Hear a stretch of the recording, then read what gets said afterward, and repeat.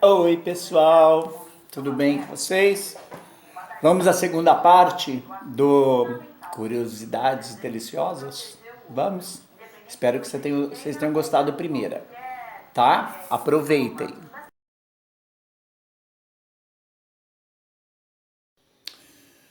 Gente, na Rússia, no século XVI, os soldados levavam tirinhas de carne, né, para poder comer. Então eles punham junto, para preservar essa carne, eles punham um pouquinho de sal grosso e vodka junto, para conservar essa carne, para eles poderem comer mais tarde na guerra, né? E daí surgiu o estrogonofe. Já pensou como surgiu? E depois a receita foi sendo melhorada, tirinhas de carne, com... aqui no Brasil a gente muito conhaque, né, para flambar ele, para ficar com sabor de... Lá eles usavam só carne, um molho, não tem creme de leite lá, é só aqui no Brasil que inventou creme de leite no estrogonofe, né? Mas era assim, era carne em tiras, com a dose de bebida quente, né? E saborizada ali com as ervas, né? E daí que no Brasil que a gente colocou molho, como colocou... E lá era batata cozida, não é batata palha não, viu? Lá, e daí colocamos molho, creme de leite, inventamos essa volta, né? Mas é uma delícia, né? De qualquer jeito.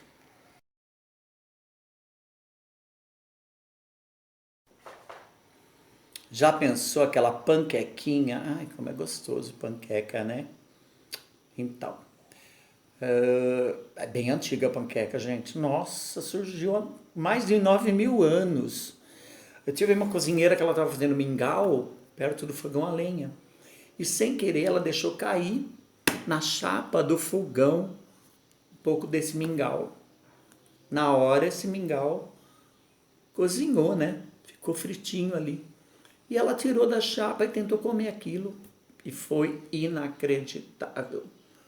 Aí, meu filho, foi ótimo. Era só a massa frita na chapa do fogão de lenha e tal. Depois que foram inventando rechear, pôr mel, comer com mel. Os americanos comem muito com mel, né? Recheios depois começaram a enrolar, depois fazer saquinho, fazer um monte de coisa. Ô, bendita cozinheira, né? Que bom, tá vendo? Derramar as coisas como ajuda a gente a descobrir outras coisas na cozinha.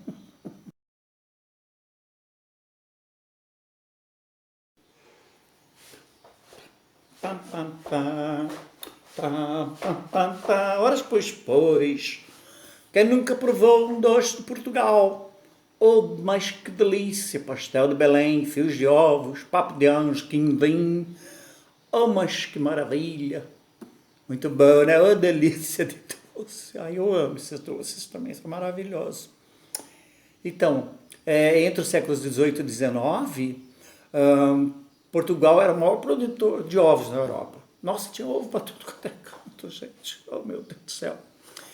E as freiras começaram a engomar roupas com as claras dos ovos. Era engomar, a pessoa o cheiro depois que ficava. Elas engomavam a roupa delas. Depois começaram a importar para os grão-finos, para os reis, essas coisas, essa goma de clara de ovos. Então foi um escândalo, né? Nossa, que chique que era essa engomada com claras de ovo. O que acontecia com a gema? Sobrava tudo. Ah, meu Deus. E começaram a jogar para os bichos, para os porcos, para não sei o que, não sei o que, não sei o que, não sei o que. Daí chegou uma grande quantidade de safra de cana-de-açúcar e açúcar em Portugal. Daí elas começaram a criar com essas gemas e um monte de açúcar que sobrava, começaram a produzir e criar esses doces maravilhosos, que é uma delícia. Ai, que delícia.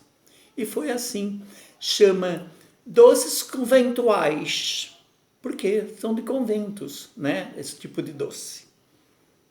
Pois.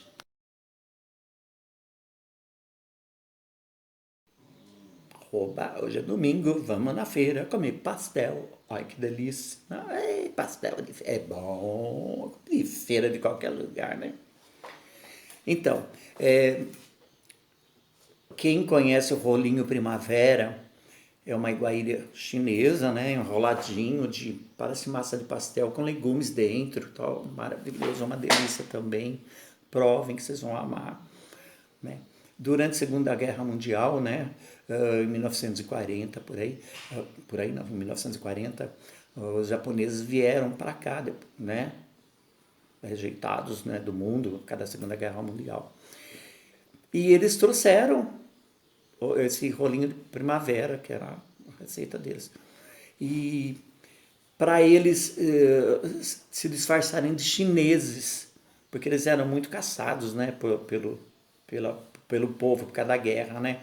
Então, para eles se passarem por chineses, eles pegaram o rolinho primavera e adaptaram para o pastel, o que eles tinham aqui no Brasil, né? Faziam a massa e começavam a fritar, só para disfarçar, para não sofrer o preconceito que eles sofreram quando chegaram aqui no Brasil depois da guerra. Japoneses. Tá vendo como a história é interessante, né?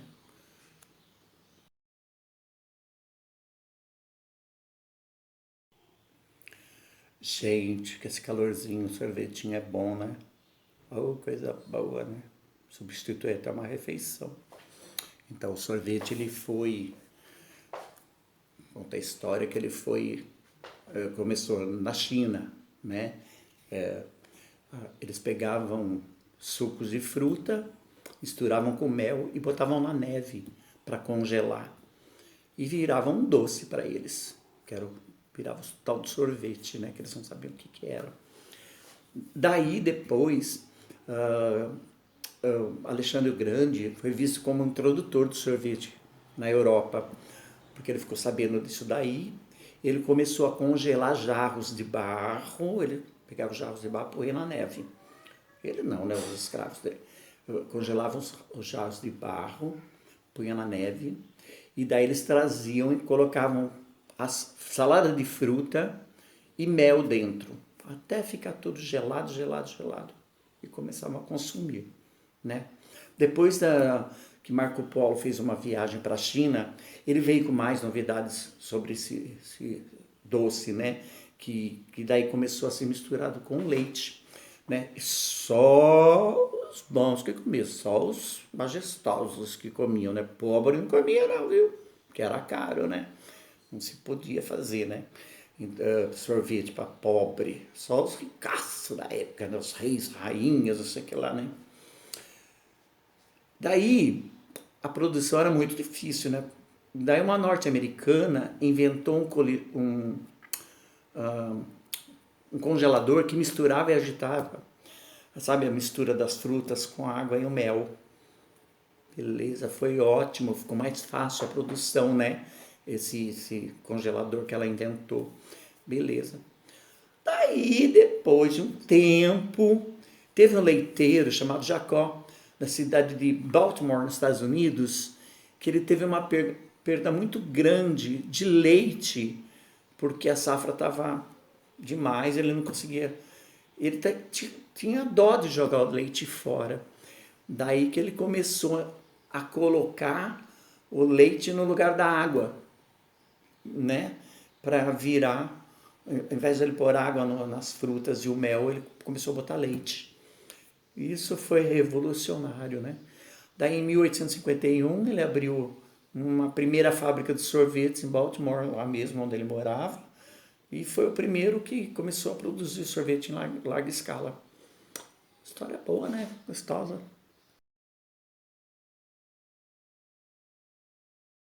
Come você fa a mangiare una pizza? Oh, ma che delícia a pizza, né? Italiana? Não. A origem da pizza começou no Egito. Eles começaram a fazer só a massa de água com trigo, né? E começavam a secar também no sol, num lugar bem quente e tal. E começaram a comer. Começou a ser massa de pão para eles, né? Para alimentar os povos. Daí depois, felicianos que começaram a assar naqueles fornos, assim, na parede do forno, eles começaram a assar a massa. Depois outras civilizações começaram a comer com peixe frito, com legumes, com queijos de cabra, foram incrementando mais colocando recheio e começando a comer com recheio, né? Comer até em forma de sanduíche, assim, eles fechavam para comer, né? E depois, com o tempo, foi dando até para os pobres comerem depois da guerra, entendeu?